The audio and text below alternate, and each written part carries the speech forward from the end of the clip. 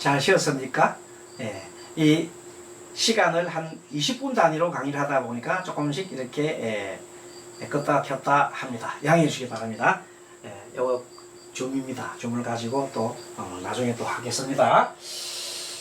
자, 이번에 7, 8, 9, 10월, 11, 12월 이 대해서 공부를 해보겠습니다. 7월은 음력 7월, 6월은 8월, 9월은 수월이죠. 자, 이거와 대응되는 하늘의 기운.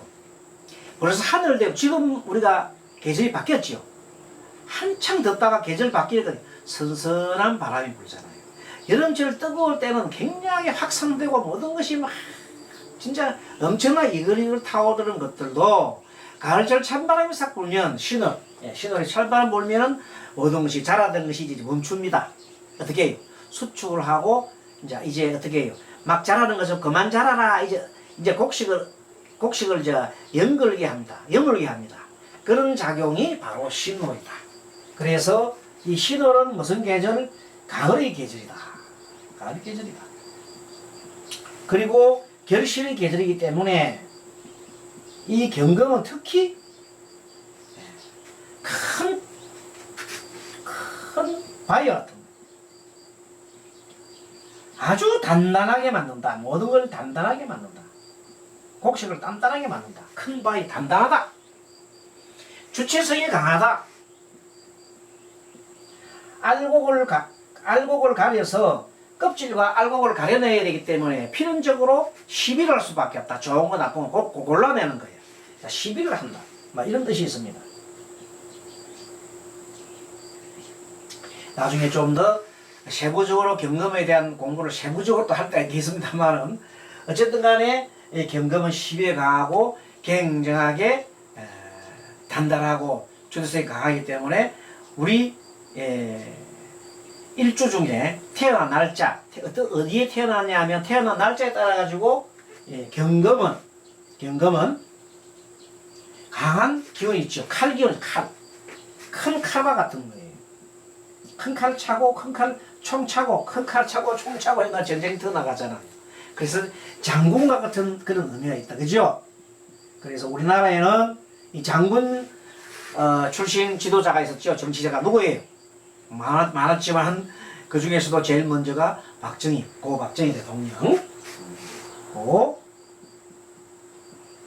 박 대통령. 이분이 경신 일주였다. 일주가 정안의 경이요 땅에도 신인. 경신 일주였다. 엄청나게 서슬이 푸른 그런 군인 출신 정치가였지요. 자, 그 다음에 신월. 신월은 음력으로 신금은 8월달 되면 하늘의 기온이 점점 가을이 깊어 가요. 점점 가을이 깊어 가서 음력 8월, 6월 중추절이 중추. 여름 중추가 추석이죠. 우리 좀 있으면 추석 다가오지요. 중추절이다. 가운데 추석이다. 여기서 다시 우리 한번 보면 우리 공부해볼까요? 봄을 처음에 봄이 들어옵니다. 봄이 들어오는 걸 우리가 입춘이라고 하죠. 입춘. 이 노래는 입춘이 있다. 이와 같이 여름에는 입하가 있다. 여름 하자죠. 입하. 춘하 추동. 봄을 춘자 봄춘. 여름하. 가을 추. 겨울 동. 그래서 춘하 추동이라고 그러잖아요. 그래서 봄에는 입춘. 여름의 처음 시작은 입하. 가을은 입추가 되죠. 그리고 겨울은 10월달에 음력 10월달에 입동이 됩니다. 입동. 입이다. 들어온다. 가을 기운이 들어온다. 자, 지금 그래서 중간에 있으면 중자라고 붙이면 중춘. 묘를 갖다 우리 중춘절에 중춘절에. 그러면 3월은 뭐야? 끝났다고 만춘지절이라. 찰만자죠. 딱. 입춘, 중춘, 만춘. 이렇게 얘기해요. 입하도 있지만 이거는 아주 여름이 막 굉장히 더울 때, 더울 때를 갖다가 더운 여름을 하죠. 중간 여름. 이거를 중추로 가죠. 중추지절. 뭐 겨울도 아주 음동설이라 음동설한 음동설한 음동 춥다고 음동설한이 음동설한 춥고 막 그냥 한 게 자축을 음동설한이라고 한다. 음동설한 이런 건 참고로 하시고 자 신금은 칼 중에서도 무슨 칼? 작은 칼 아주 예리한 칼 예리한 칼이 뭐예요? 뭐 면도칼 같은 거지 면도칼. 자 그런 것도 있지만 이 작은 보석과 같아요. 작은 보석 아주 귀한 보석. 작은 보석이고 굉장히 뾰족하잖아요. 뾰족하기 때문에 굉장히 콕콕콕 찌른다 이거지. 그래서 까칠하다 성품이 까칠하다. 주체성이 강하고 역시 시비도 굉장히 능하다. 시비에 능하고 그래서 여러가지 이 옳고 그름을 따지는 그런 걸 많이 하는 사람은 우리 평론가죠. 논평가, 논평, 평론가 뭐 이런 기질이 또 있다. 기질이 있단 말이야. 자, 그래서 그 8월 무토는 아까 전에 얘기했던 거 똑같습니다. 생략, 설명 생략. 3월달과 같습니다. 다만 진토는 아직까지 겨울의 힘이 남아가지고 겨울은 수계절이야 수계절. 그래서 이 진월은 습토라 물도 좀 남아있어. 수기운 남아있어. 그래서 수기운 목기운 토기운 다 있어. 그러니까 습토라 그래요. 토는 토지만 습토. 자, 이 3월달은 자 3월달은 목이니까 목기운도 있고 여름이 있으니까 토니까 토기운도 있고 또 수기운도 남아있어요. 그런데 미월은 자 뜨거운 여름기운 당연히 토기운도 있죠. 그런데 아직까지 옆에 목기운이 아직까지 목월이 아직까지 이어지기 때문에 목이 그 전계절 목월이잖아요. 목월이 이어지기 때문에 목기운도 조금 있습니다. 전계절의 힘이 좀 남아있다 이렇게 보면 됩니다. 토도 마찬가지라. 여기는 술토도 전에 있는 기운이 좀 남아있기 때문에 화기운도 좀 남아있어요. 무슨 기운? 여름 기운이 남아있다. 그래서 이걸 조토라고 해요. 조토. 토가 말았다고 바짝 말았다. 조토. 요놈도 아주 이 토도 미토도 아주 조토예요. 마른 땅이에요. 미토와 술토는 마른 땅 조토고 여기 있는 진토가 습토인데 여기는 수토잖아요. 수토니까 이건 아주 당연히 습토지. 그리고 전 계절이 금이기 때문에 가을이기 때문에 금기운이 남아있어요. 금기운. 그래서 전 계절 기운과 현재 있는 봄 기운과 이 계절은 토기 때문에 토기운 다 있어서 습토. 겨울철이잖아요. 그래서 습토기도 하지만 얼었다고 해서 동토록이다. 꽁도 얼었다고 동토란 말을 쓰기도 합니다. 자, 이 무토는 복수 좀 할까요? 무토는 큰 땅, 대지. 앞에서 뭐라 했나요? 내가 중심이 된다 그래서 중력, 중력. 그리고 믿음이기 때문에 믿음, 종교, 뭐 이런 의지가 있어. 종교, 믿음 같은 것이 있습니다. 한마디로 써서 믿을 실자 써가지고 신 이렇게 표현을 한다 했고, 이 진토와 술토의 차이점은 같은 토, 양토지만 차이점은 3월달에 토는 수기운이 많이 있다. 또 목기운이 있다. 이 술은 뭐냐면 금기운이 있고 또 무슨 기운이 있다? 화기운이 남아있다. 금기운이 있으니까 당연히 가을이니까 그렇죠. 금기운도 있고 가을. 그래서 바짝 마른 토지요. 서늘하면서 바짝 마른 토. 여름 기운이 있으니까 또 좀 뜨거운 기운 남아있네요. 자, 그 다음에 이 가을은 봄은 어질고 인이다 한다면 여름은 예절이잖아. 예절. 한다면 이 가을은 뭐냐면 을이라 의리. 우리가 의리에 죽고 산다 그러잖아요. 남자들이. 의리.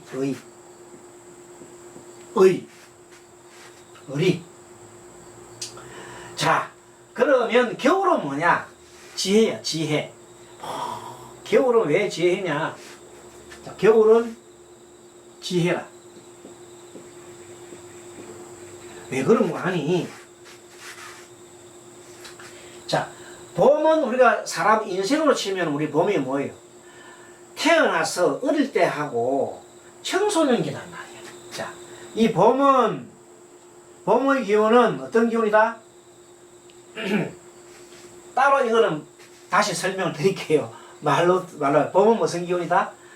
청소년 기운이고, 그 다음 어린 유년기고, 어린 유아기고, 청소년기까지가 봄이에요, 봄. 참 너희 좋은 봄 시절이 그 시절이 봄이다 그러잖아, 봄에. 자, 그런데 여름철 되면 확 피잖아요. 여름은 우리로 인생을 치면 우리의 성년기다, 장년기다 이렇게 볼 수 있고, 가을 되면 이제 서지잖아요. 가을 되면 가을이 되면 이제 서지잖아요. 그럼 가을을 우리가 뭐라고 보면 되겠어요? 작년에서 노년기로 이제 들어간다 보면 돼요. 막 노년기 초. 나이로 치면 요새 같으면 한 60부터 시작되잖아요. 60 정도 되면 노년기 접어들기 시작하잖아요. 65세 되면 우리가 노인이라는 말을 듣잖아요. 그러면 이제 80 정도 들어간다면 죽을 때 다 돼가잖아요. 그러면 그런 거를 우리가 겨울이라고 해요. 죽음이라고 해요. 한낮에 비유하면 봄은 아침이야, 아침 새벽에 봄 기운이 많고 목 기운이 있고, 낮에는 화 기운이 많고 여름 기운이 있고 뜨겁고. 자, 가을은 오후 넘어서 이제 석양이 설지가 되면 금의 계절이다. 저녁이죠. 밤은 그야말로 겨울입니다. 이렇게 나눌 수도 있어요. 자, 그 다음에 겨울철의 해, 임수는 뭐냐면 그야말로 뭐예요? 큰 물. 이번에 큰 비가 왔잖아요. 큰 물, 큰 바다, 큰 강, 호수, 또 큰 비. 이번에 큰 비가 왔잖아요, 여름에. 이런 거 말이야. 도도하게 흐르는 큰 강물. 이 강물이 정말로 이 물은 어떤 것을 하면 모든 걸 받아들입니다. 수용성이 좋다. 받아들인다. 수용한다. 그런 의미가 있고 굉장하게 지혜가 있다 이렇게 보는 겁니다. 바다는. 그래서 이 겨울 기온인 수는 지혜가 있고, 또 이 노인이 돼가면 인생 다 살았잖아요. 다 살다 보면 모든 이 경험들이 다 축적이 되어 있어요. 그래서 옛날에는 지혜가 많은 사람은 노인이라고 했잖아요. 근데 지금은 사실 보면은 AI가 대신해주고 또 뭡니까? 뭐 인터넷에 들어가면 온갖 지식이 다 들어가 있으니까 사실 노인들이 옛날에 비해서 그 가치가 좀 떨어져 버렸어요. 그래서 노인들이 설 자리가 별로 없어요. 옛날에는 모르면은 할아버지한테 물어봐라 하면 할아버지가 뭐 농사이든 무슨 이든 다 알았어. 그래서 좋은 교육 받았는데 요새는 할아버지보다도 누가 더 알아? 손자가 더 많이 알아. 왜? 치보면 인터넷 치면 더 나오거든. 그래서 지혜는 발달하지 않고 지식만 많은 거예요. 그게 문제야. 지식만 많으니까, 지혜가 없고 지식이 많으니까 아르마리 많으니까 내 잘났다 할 줄 아는데 진정한 깨달음이 없어. 깊이가 없죠. 그래서 쉽게, 아무리 지식이 많은 사람도 쉽게 지치고 쉽게 자살하고, 그래서 자살률도 많다는 거야. 그렇게 많이 아는 사람들은 자살하지 말아야 되는데 너무 아는 게 많아서 자살을 하는 거예요. 문제. 그러나 지혜가 있는 사람은, 지혜가 뭐예요? 이 세상의 이치를 환히 아는 거란 말이에요. 말이 나와서 얘기하지만 세상의 이치가 뭐예요? 이 세상은 이제 변화하는 거예요. 이렇게春夏秋冬 변화하고 봄, 여름, 가을 변하고, 변화함을 잘 알고 지금이 변화하는 시기구나. 변화가 항상 있나 없나? 항상 변하기 때문에 자기 변화를 잃을 가능. 변화를 잃는 사람이만이 세상을 잃는 거예요. 세상은 변하기 때문에. 세상을 잃는다, 변화를 잃는다. 그것을 변하기 때문에 항상 모든 것이 영원하다, 안 하다, 영원하지 않다. 그래서 그것을 우리가 뭐라고 그래요? 무상이라고 한다. 변하지 않는 것을 항상하지 않는 건 무상이라고 해요.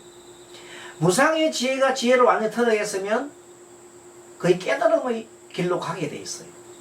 그런데 또 하나는 뭐냐면 이 세상이 변하는데 내 혼자 변하나? 절대 아닙니다. 항상 관계하면서 다른 것과 관계하면서 변하는 겁니다. 그래서 나 홀로만의 존재는 의미가 없다. 어차피 있을 수 없는 거예요. 내 혼자 존재할 수 없어요. 어떤 원소 하나하나 존재할 수 없어요. 다 더불어 있는 거예요. 그래서 나 홀로 모든 어떤 존재라도 나 혼자 존재할 수 없다는 원리가 무아의 원리예요. 관계에서 존재한다. 관계에서 변화한다. 하는 원리가 바로 인과론이에요. 모든 것의 인연은 관계에서 변하는 것이 내 혼자 변하는 것이 아니다.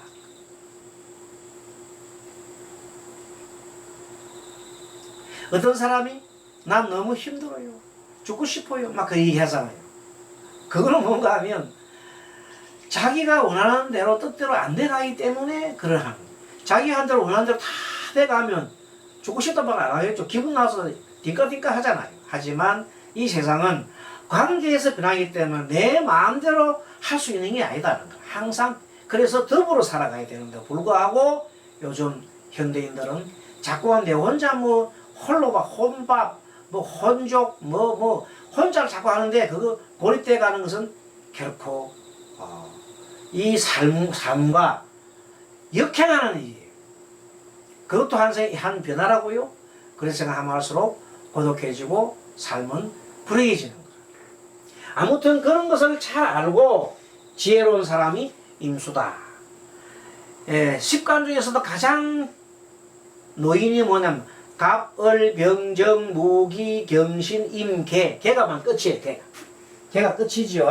이 개는 천간 습관 중에 끝이다. 그래서 이것은 작은 물이고 지혜는 지혜돼. 참 지혜롭죠. 큰 물이 아니고 안개 같고 작은 가랑비와 같고 그렇습니다. 아주 작은 물이죠. 굉장히 사교성이 있고 이 물은 그 어디에도 스며 들어갑니다. 그래서 사교성이 있고 또 물속에는 그 무엇도 다 용해가 될 수 있기 때문에 수용성도 많고 다 받아들이고 지혜가 대단합니다. 그리고 이 개수는 가장 나이가 많은 노인과 같다. 노인의 지혜를 볼 수 있어요. 가장 어린애가 누구예요? 가장 어린애는 뭐예요? 간목. 뛰어날 때는 벌떡벌떡 뛰잖아요. 그래서 간목은 벌떡벌떡 뛰고 막 좋아서 막 울줄울줄 하는 그걸 말해요. 그런 사람이 대통령이 되면 어떻게 되겠어요?